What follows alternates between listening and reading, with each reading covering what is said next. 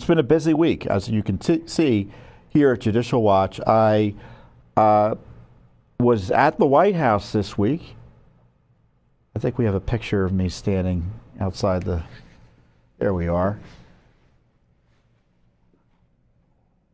I was there the other morning for some Judicial Watch business. I can't tell you what it was, but I advanced the ball, I like to think, on behalf of Judicial Watch in some way. And it was good to be at the White House.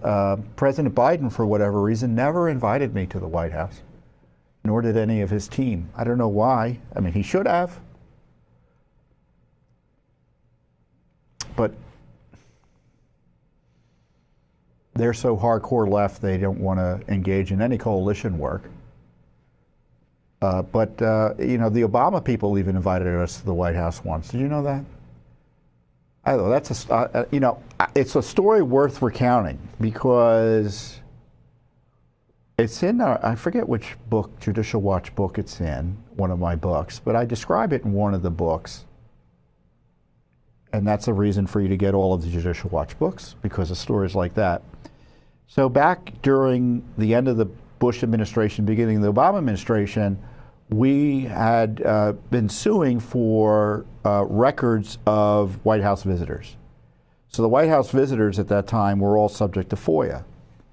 And the Bush people really didn't like the fact that we were exposing their visitors. And rather than, I don't know, just deal with the fact that transparency sometimes means having to tell people things you prefer them not to know about, they suggested and changed the list to make them, quote, White House documents not subject to disclosure under FOIA. So as a result, we couldn't get access to them under FOIA, long story short. And I think we sued, or were thinking about suing after they changed their legal position on that.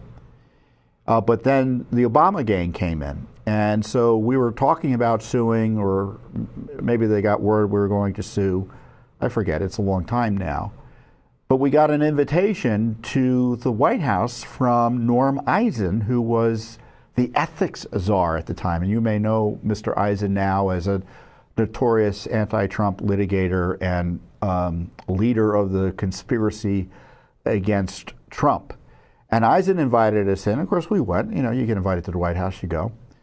And Eisen said, you know, we've got this deal to release the documents publicly, but not under FOIA. We're just going to voluntarily disclose them. And we thought, well, why don't you just release them under FOIA? And, you know, we think that's not the appropriate approach.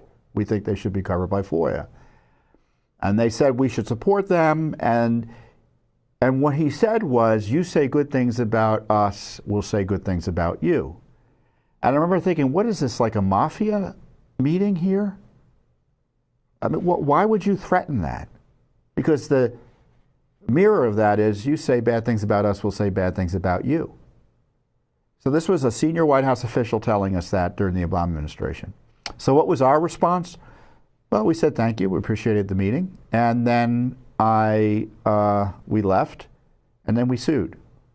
And eventually the records were found to be not disclosable under FOIA. So they kind of, you know, the Bush and Obama people eventually won in that regard.